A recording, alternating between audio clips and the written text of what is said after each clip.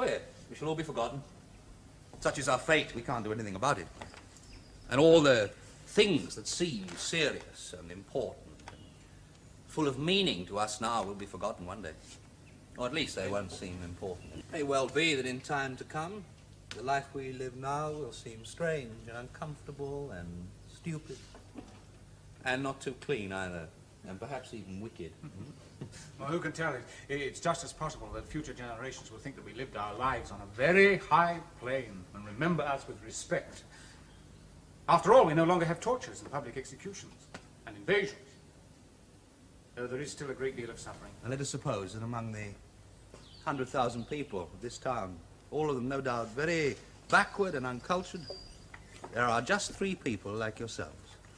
Obviously, you can't hope to triumph over the mass of ignorance around you. Life will swallow you up.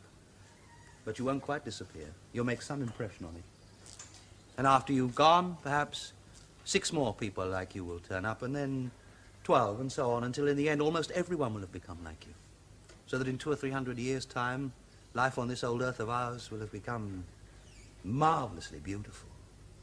A man longs for a life like that. And if it isn't here yet, then he must imagine it, wait for it, dream about it. He must know and see more than his father and his grandfather did.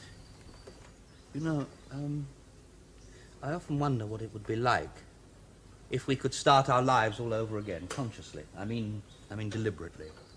Suppose we could put aside the life we lived already as though it were a sort of rough draft and start another one, like a fair copy.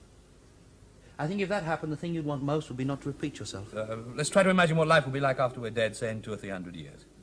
After we're dead? All right, then. After we're dead, people will fly about in balloons. Cut of their coats will be different. The 6th sense will be discovered and possibly even developed, for all I know. But I believe that life itself will remain the same. It will still be difficult and full of mystery and full of happiness. And in 1,000 years' time, people will still be sighing and complaining how hard this business of living is. And they'll still be afraid of death and unwilling to die, just as they are now. Why are you laughing? You must either know why you live or else nothing matters.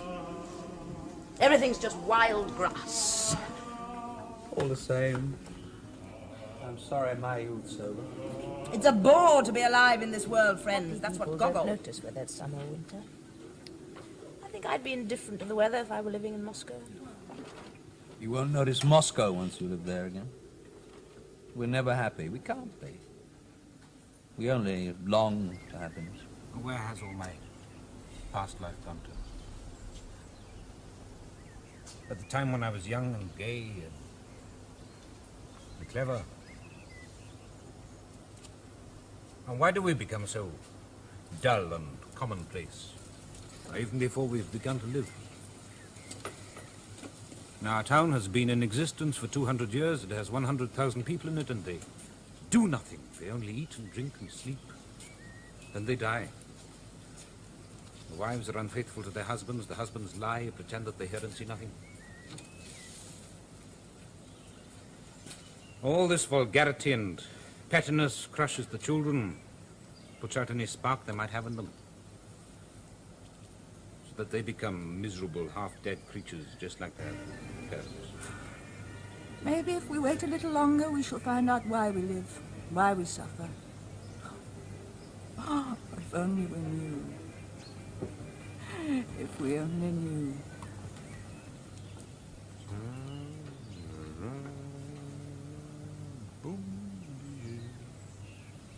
I'm sitting on a tomb. What does it matter? Nothing matters.